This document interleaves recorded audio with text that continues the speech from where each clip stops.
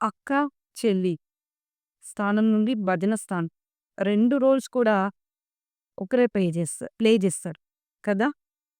ఇక్కడ చూడండి, ఒక అక్క తమ్ముళ్ళలో కూడా నెగెటివ్స్ ఎలా ఉంటారంటే, కొందరు మంచివాళ్ళుంటారు. మా అన్న కానీ, తమ్ముడు కానీ బావుండాలి. తను మాకు పెట్టకపోయినా మంచిదే.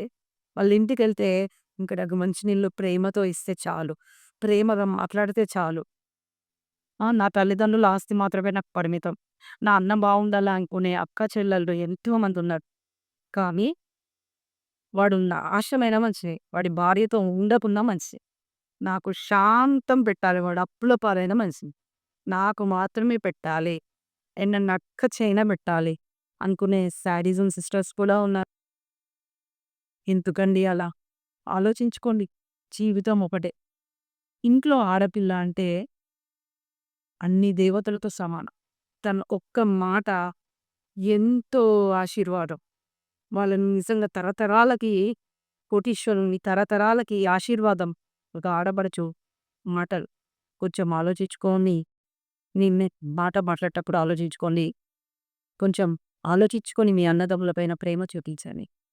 ఇంకా వదిన స్థానానికొస్తే, మీ ఇంట్లో ఆడపడుచుల్లాగా ఎంతో స్ట్రగుల్ అయిన మీరు ఒక ఇంటికి కోడలికొచ్చేసరికి గర్వం. అత్తమామకి కొంచెం తెలివి లేదనుకోండి, పాపపు పనులు చేస్తా ఉంటాను. అత్తకు మువ్వ పెట్టకపోవడం, ఆడపడుచును టార్చర్ పెట్టడం, ఇలాంటివెందుకండి? దానివల్ల మీ పిల్లలకి ఎంతో నష్టం జరుగుతుంది. కర్మ ఎవరిని వదలదండి. 100% మీ బిడ్డలకి తగిలే తీరుద్ది. ఆడపడుచులని ఇంటి దగ్గరికి కూడా రానివ్వరు. దారుణంగా టార్చర్ చేస్తారు. సో, మారండి. మీ కుటుంబానికి, మీ పిల్లలకి చాలా ముఖ్యం. అలాగే కొందరు ఆడపడుచులు కూడా వదినని టార్చర్ చేస్తారు. ఆలోచించండి. ఇదంతా ఒకటే. ఆడపిల్ల ఒక గొప్ప ఉన్నతమైన స్థానంలో ఉంది భారతదేశంలో. తనకంటూ ఒక ఏంటి, ఒక గొప్ప ఐడెంటిటీ ఉంది. ఒక లక్ష్మీ దేవతతో, ఒక మంచి అమ్మవారితో పోలుస్తారు. కాబట్టి మీ మాటే ఒక మంత్రంలా ఉంటుంది. ఎట్ ద సేమ్ టైమ్ ఈ నడవడిక మీ వంశానికి పునాది వేస్తుంది. మీ పిల్లలకి పునాది వేస్తుంది. కాబట్టి ఆలోచించి మాట్లాడండి. ప్రేమగా నడుచుకోండి. మీ కుటుంబాన్ని కాపాడుకోండి. ఒక ఆడది బాగా పెద్ద ప్రాబ్లమ్ అయితే తప్ప అస్సలు తిట్టకూడదు.